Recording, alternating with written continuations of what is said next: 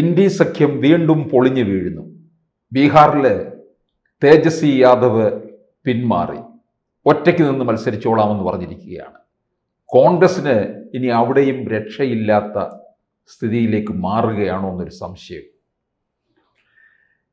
ബീഹാർ രാഷ്ട്രീയത്തിൽ ഒരു കാലത്ത് കോൺഗ്രസിനുണ്ടായിരുന്ന ഒരു പ്രതാപം, അത് തിരിച്ചു പിടിക്കാനുള്ള ശ്രമമാണ് രാഹുൽ ഗാന്ധി വോട്ട് അധികാർ യാത്രയിലൂടെ നടത്തിയത്. അത് വലിയ ചലനങ്ങളാണ് ഉണ്ടാക്കിയത്. ബീഹാറിൽ ജനഹൃദയങ്ങളിൽ കാര്യമായ ചലനമുണ്ടാക്കി എന്ന് നമ്പർ സൂചിപ്പിക്കുന്നു. ഈ കാണുന്ന ആളുകളെല്ലാം ആൾക്കൂട്ടം വോട്ടായി മാറുമോ എന്നത് ഒരു ചോദ്യം. അതേസമയം രാഹുൽ ഗാന്ധിയും തേജസ്വി യാദവും രാമലക്ഷ്മണന്മാരെ പോലെ ഒരുമിച്ച് യോഗങ്ങളിൽ പങ്കെടുക്കുന്നു. എണ്ണയിട്ട യന്ത്രം പോലെ ഇന്ത്യ മുന്നണിയിലെ ബീഹാർ ഘടകം, അതാണ് മഹാഗഠബന്ധൻ.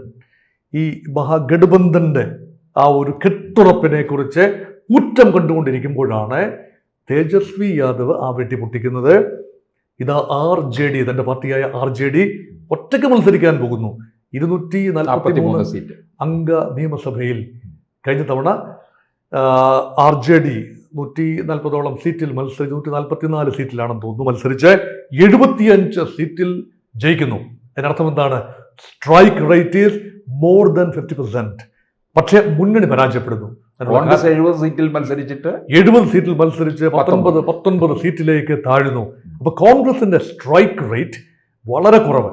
കോൺഗ്രസ്സുകാർ പറയുന്നത് വിജയസാധ്യതയില്ലാത്ത മണ്ഡലങ്ങൾ ഞങ്ങൾ വെറുതെ എണ്ണം നോക്കി വിജയസാധ്യതയില്ലാത്ത മണ്ഡലങ്ങളിൽ മത്സരിച്ചു, അതുകൊണ്ടാണ് ഞങ്ങൾ തങ്ങൾക്ക് ഈ പരാജയം ഏറ്റുവാങ്ങേണ്ടി വന്നത്. ഇപ്രാവശ്യം അതുകൊണ്ട് വിജയസാധ്യത, മത്സരിക്കുന്ന സീറ്റുകളുടെ എണ്ണം 70 ഇല്ലെങ്കിൽ പോലും ജയിക്കാവുന്ന സീറ്റുകളിൽ തങ്ങൾക്ക് മത്സരിക്കണം എന്ന ആഗ്രഹം കുറച്ച് ഉച്ചത്തിൽ കോൺഗ്രസ്സുകാർ അവിടെ പ്രകടിപ്പിച്ചു.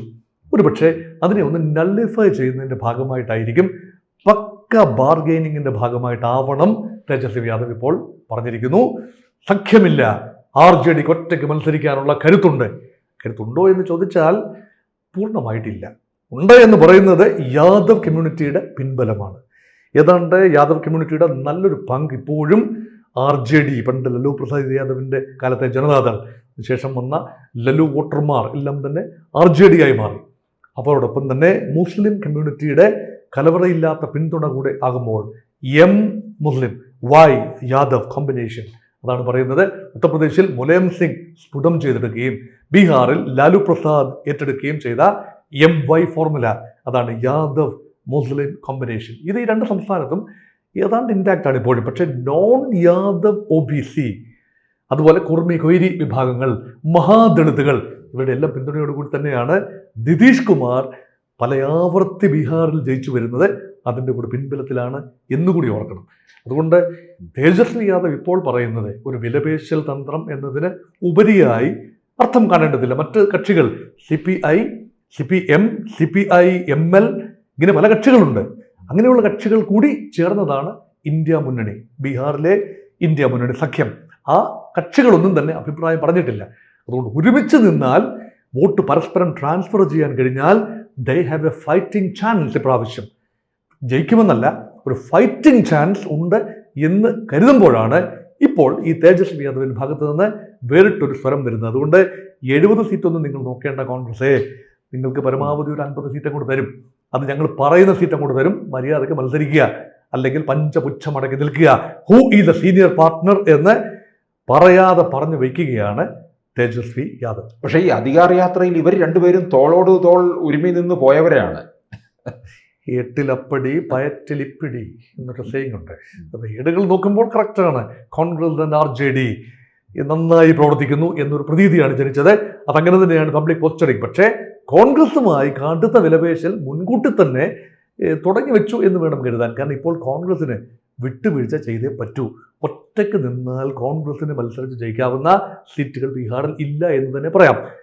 ചില മേഖലകളിൽ കോൺഗ്രസിന് ചില സ്വാധീന മേഖലകൾ ഇപ്പോഴും ഉണ്ട്. സസ്രാം മേഖലയിലൊക്കെ ചെറിയ സ്വാധീനമുണ്ട്. അതുകൊണ്ട് ജഗജീവൻ റാമിൻ്റെ മണ്ഡലമാണ്. അതിനുശേഷം മീരാകുമാർ റെപ്രസെൻ്റ് ചെയ്തു. ആ ഭാഗത്ത് ഒഴിച്ചാൽ, കിഴക്കൻ ബീഹാറിലെ ചില ഭാഗങ്ങളിൽ ഒഴിച്ചു കഴിഞ്ഞാൽ മറ്റിടങ്ങളിൽ RJD തന്നെയാണ് മുഖ്യ കക്ഷി എന്നുകൂടി ഓർക്കണം.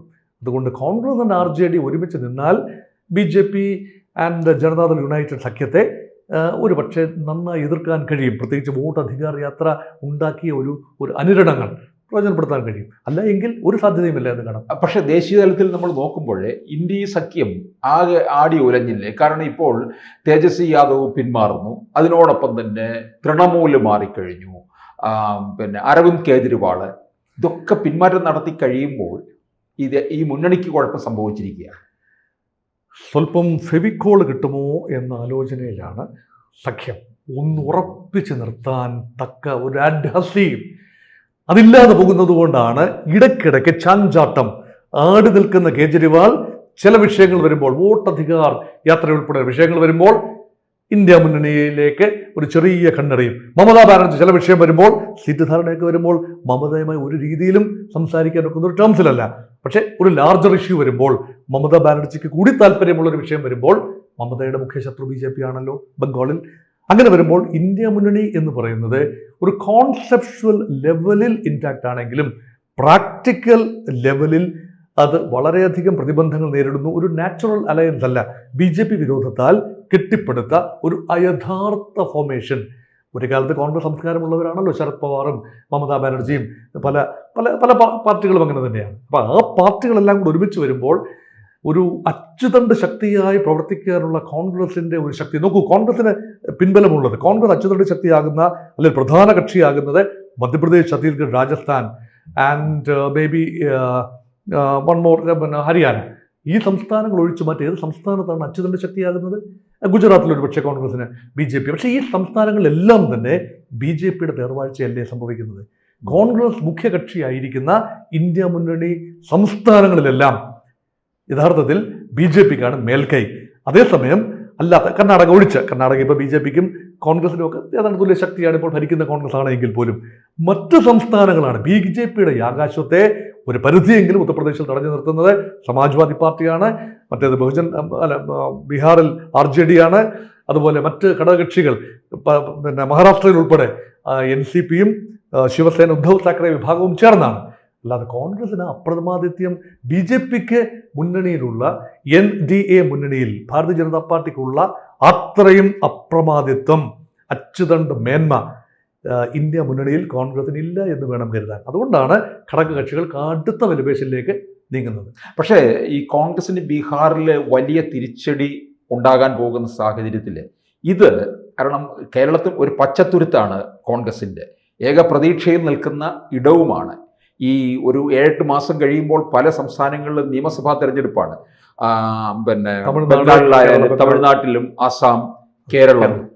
അപ്പോൾ അവിടങ്ങളിലും ഒക്കെ തന്നെ കോൺഗ്രസിനെ ഇവിടുത്തെ തോൽവി അങ്ങോട്ടേക്ക് ബാധിക്കാനുള്ള സാധ്യത കാണുന്നുണ്ട്. ഹരിയാന, മഹാരാഷ്ട്ര, അതിനുശേഷം ബീഹാറും കൂടെ കൈവിട്ടാൽ ഇപ്പോഴത്തെ ഇന്ത്യ മുന്നണി ചിതറുമെന്ന കാര്യത്തിൽ സംശയമില്ല. കാരണം പിന്നെ ഇവിടെയാണ് പ്രതീക്ഷ ഉണ്ടായിരുന്നു. ഹരിയാനയിൽ വൻപൻ പ്രതീക്ഷ. മഹാരാഷ്ട്രയിൽ ലോക്സഭാ തെരഞ്ഞെടുപ്പിലെ ചിത്രം നൽകുന്നതനുസരിച്ച് 48 ലോക്സഭാ സീറ്റിൽ 30 ജയിച്ച മഹാരാഷ്ട്രയിൽ അവസാനം വോട്ടെണ്ണി വന്നപ്പോൾ 288 അംഗ നിയമസഭയിൽ കേവലം 50 സീറ്റിനോട് അടുപ്പിച്ചാണ് എല്ലാം കൂടി ചേർത്ത് കിട്ടിയത്. നാണം കെട്ട തോൽവിയായിപ്പോയി.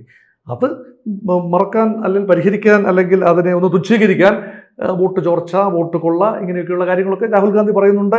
എങ്കിൽ പോലും അത് ഇതുവരെ കൺവിൻസിംഗ് ആയി മാറിയിട്ടില്ല. ബീഹാറിൽ പക്ഷേ ഇതിന് മുമ്പ് തന്നെ, തെരഞ്ഞെടുപ്പിന് മുൻപ് തന്നെ കോൺഗ്രസും RJDയും ഗൃഹപാഠം ചെയ്തുകൊണ്ട് വോട്ടധികാർ യാത്രയൊക്കെയുള്ള അത് നല്ലൊരു ഇമ്പാക്റ്റാണ് ക്രിയേറ്റ്, സംശയമൊന്നുമില്ല. ഒരു സംശയത്തിൻ്റെ ഇമ്പാക്റ്റ് എന്ന് പറഞ്ഞാൽ സംശയത്തിൻ്റെ ഒരു വലിയ കാർമേഘം, പുകമറയല്ല കാർമേഘം തന്നെ അവിടെ സൃഷ്ടിക്കപ്പെട്ടു, വിജയകരമായി സൃഷ്ടിക്കപ്പെട്ടു. അതിന് വോട്ടായി മാറുമോ എന്നത് മറ്റൊരു ചോദ്യം. പക്ഷെ ആ ഘട്ടത്തിലാണ് മുന്നണിയിൽ തന്നെ പടല പിണക്കങ്ങൾ സംഭവിക്കുന്നത്. അത് തീർച്ചയായും ഇന്ത്യ മുന്നണിയുടെ എന്തെങ്കിലും സാധ്യതകളുണ്ടെങ്കിൽ അത് അവസാനിപ്പിക്കാൻ മാത്രമേ അത് ഇടയാകൂ.